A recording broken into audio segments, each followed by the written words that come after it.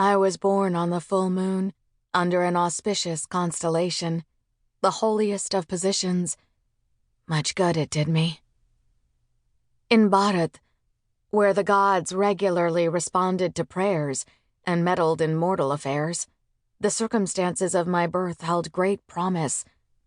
This did not matter to my father, who cared only that my brother Yudhajit followed me into the world minutes later under the same lucky stars. Regardless of birth position, Yudhajit, being a boy, was the heir to the Kekaya kingdom. I was but a dowry of 50 fine horses waiting to happen. For each of my mother's subsequent pregnancies, my father made sacrifices to the gods, requesting sons. In return, he was blessed with 6 more healthy boys, portents of future prosperity. The people of Bharat have often blamed my father for my sins, as if a woman cannot own her actions. He was not a perfect man, that I freely admit, but for all his faults, he loved each of his sons fiercely, playing with them in his throne room, bringing them the finest tutors in all the kingdom, and gifting them ponies so they would grow into brilliant cavalrymen. If he bears any fault for my actions, it is through his inaction.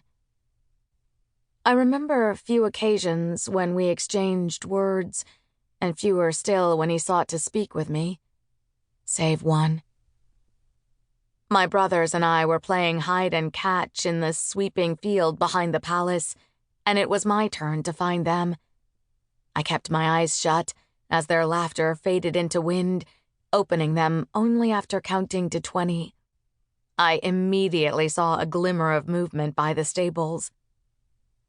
I crept slowly toward whichever brother was hiding there, knowing that they would get more nervous by the second and planning how best to catch them. I doubted it was Mohan, who was 3 years younger than me. He was short and slow, and knew I could easily grab him. Shantanu was a bit older and was fast as a deer, but I could try to trap him by chasing him toward the palace wall.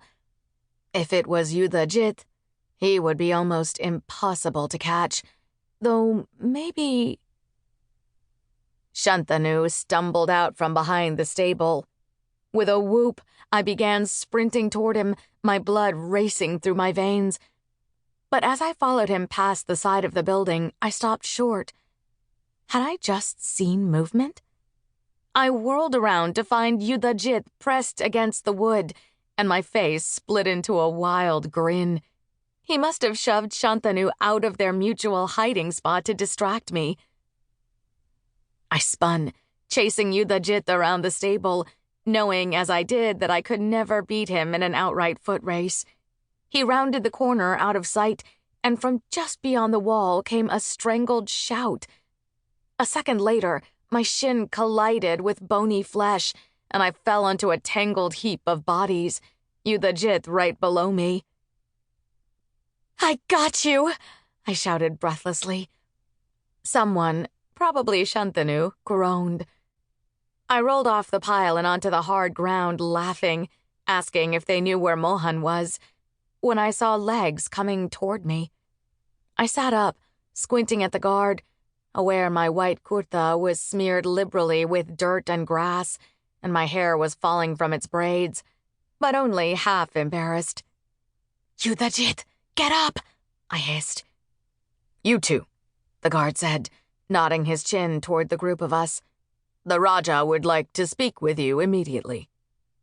I rose to my feet. "We can play later," I said to my brothers. "You two go. I'll find Mohan." I had started to walk away when the guard called, "Yuvradni Kaikeyi! The Raja wants you now." I turned to look at Yudhajit, shocked. He only shrugged at me. We trailed behind the guard back to the palace, and each of my steps felt heavier than the last. Something had to be amiss for my father to summon me. But if I had done something to anger him, why would he want Yudhajit too?